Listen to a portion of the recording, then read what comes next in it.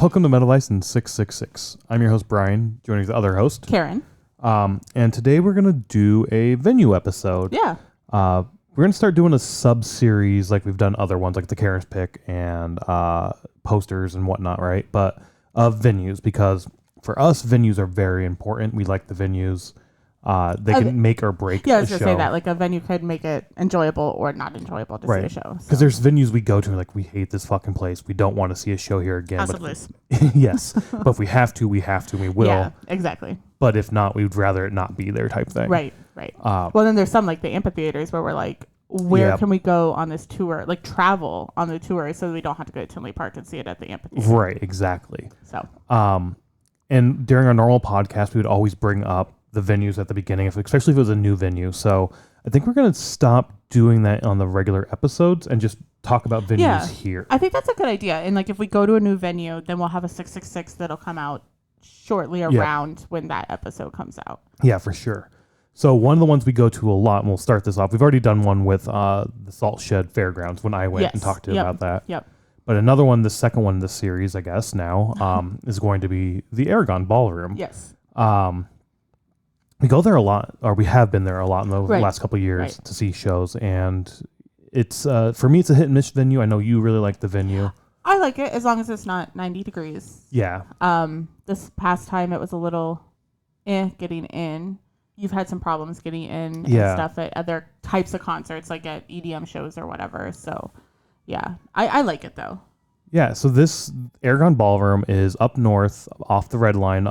In the Uptown neighborhood. In the Uptown neighborhood. It used to be the Argyle stop. Was that what it was? I think so. They're redoing the train stations right now. Yeah, either Lawrence or Argyle. I can't remember. Not Lawrence. Not Lawrence? Okay. Yeah, Wilson was the one right before it. Bryn Mawr's like north of it or something. I'm really bad with the train stops way north like that, but it's right off the train stop, and like I said, they're redoing everything. The train stop you normally get off for this is closed right now for renovations. But Wilson is really close. It's just a couple blocks down. Yep. So it's right up there. There's a few other theaters up there. One that's sort of closed down and has been for a long time. Yeah, I think it was called the Uptown Theater. Yeah. And Riviera. Riviera. I keep getting those two mixed up. Riviera and Argyle. Or not Argyle. Aragon. In the case, back to Aragon. It's a big venue right next to the train station. Yeah. It's called Aragon Ballroom. It used to be a ballroom, right? Yep. Built in 1926, according to Wikipedia. So, yeah. And other events as well. Yeah, it was like a ballroom. It was a skating rink, which makes sense for a skating rink because it's like kind of a long oval shaped.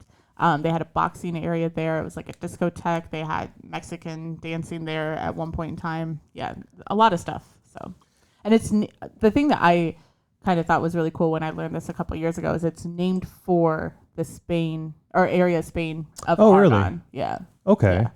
I don't get that. So when you go into it, let's get to that because when you go into it, you go through on the ground floor, you go through these double doors, which is like the box office little I think the old box area. office is there. Yeah. Which is like this little thing in the center, which is where you go through security, ticket check, and that can be a very big bottleneck for a lot of the shows you go to if there's a big long line or people wanting to get in. Like it can be a slow process getting in right there, and that's always been one of my biggest frustrations. In any case, once you get through that door, straight ahead of you is this sort of staircase that goes up and splits. But as you walk there, your merch is going to be on your right in this little cutout area. And a bar. And another big bar there. Your two restrooms are down there as well. Coat check is down there in the basement you have to go through. Yes. Which can be another bottleneck when it's cold out because it's such a cluster getting down there and then back up through the line. It's a pain in the ass getting your coat during coat check. I have honestly never been down there. You've always been gracious enough to do the coat. Because I don't like that type of crowds. So I don't care for that. So you've always been gracious enough. So I try not to take a coat, or if we go to a cold chill, I'll just hold on to the coat or tie it around my waist or something. Oftentimes we try to do like sweaters. Yep.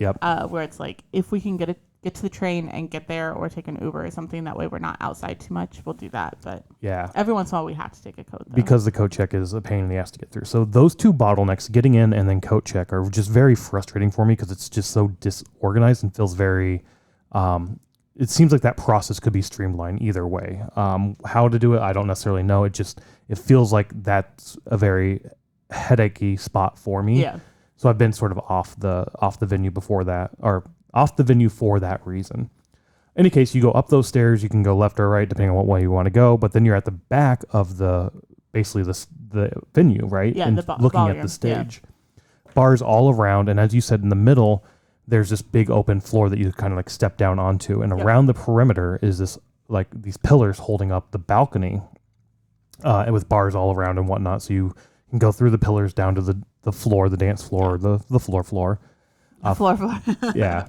Front of house will be where front of house is, straight back from the stage. And then just this massive, massive open floor and a stage in front of you, which is high up. It's a high stage. It is. I think that's why I like the Aragon the best, is because like other stages such as like the Riviera or something like that, like depending on where you're standing, you can't see the stage. Yeah. Just because of how the venue's built.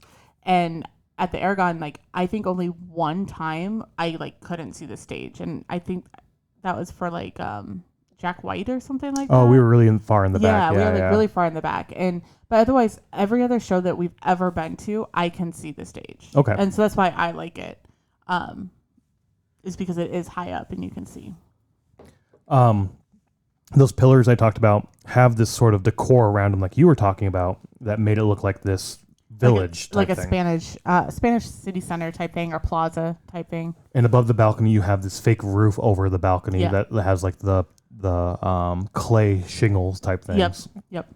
And then above that, you have this star sort of scheme. Painted on the ceiling is like the stars. Yeah.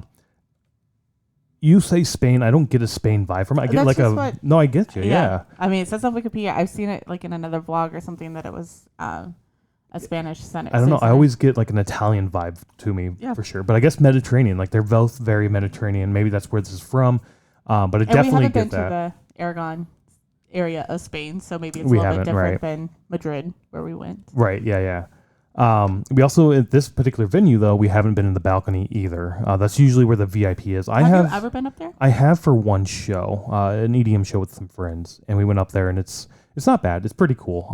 But it's just like a balcony where you walk around and like the box sort of things. We're gonna have to do it just to do it. We should look at that, because when you walk in, there are like the upgrade packages as well that you could buy, because they're usually trying to sell that or push that as well if they haven't sold them all. There might be bathrooms up there too. I can't remember. Again, it was that one show. It was a while ago. It was a long time ago. I was gonna say like 2016, 2017. Yeah, and I wasn't into the music. It was EDM, and I wasn't into that particular artist. I thought I did not enjoy their set. So, in any case, really cool venue. I do like the venue a lot. I think it sounds great. I think the stage being high is really cool. It is really cool too. And this is nothing from the inside or anything that the patrons really take part in, but to get the items on and off the stage, they have like an elevator that goes up and down that takes stuff on and off the stage. And there's one, I've seen it in the front, but most of the time it's on the side. And then they push it to the side door, which you're technically on the second floor. Yeah. And then if you're walking from the west to the venue, if you look in an alleyway, you can see an elevator on the outside that like comes to bring everything down. Yes. Yeah. Okay. I haven't noticed that. I always thought it was like a forklift that they were loading shit up to. Well, I mean, down. It's like a mechanical thing. So not like an elevator, like a building elevator, but like a thing that moves. It's a platform that goes up and down. Yeah. But I always thought it was just like a forklift they had sitting there. But okay, I haven't noticed it on the outside either. Honestly, going up. Oh yeah. Yeah. But yeah. I guess I'm nosy and I look down the alley all the time. I guess so, yeah. So I guess I look down the alley hoping to see somebody. Yeah. Yeah. But yeah, as I was saying, really cool venue, really cool sound. For me, the headaches of the coat check and getting in and sometimes getting out can be a pain in the ass as well, because it's just a big bottleneck and funnel, right? And just know, if you ever go in the summertime, it is hot. It can get super hot. We've only been there once when it's been like super, super hot, but it's hot in there. Yeah. So. But definitely a venue we try to go to and see. It is a Live Nation venue, unfortunately. So like, unfortunately, they own so much fucking shit anyway. But I don't know. It is what it is. They own everything. But it's a great place to see some live music. So if you're gonna go see some live music and you're in Chicago, a venue worth checking out for sure. Yep. Really cool, old, great aesthetics. I don't know. Yeah, it is really cool with the old architecture and just like that whole area of what it used to be for venues. So. But yeah, go check out some music.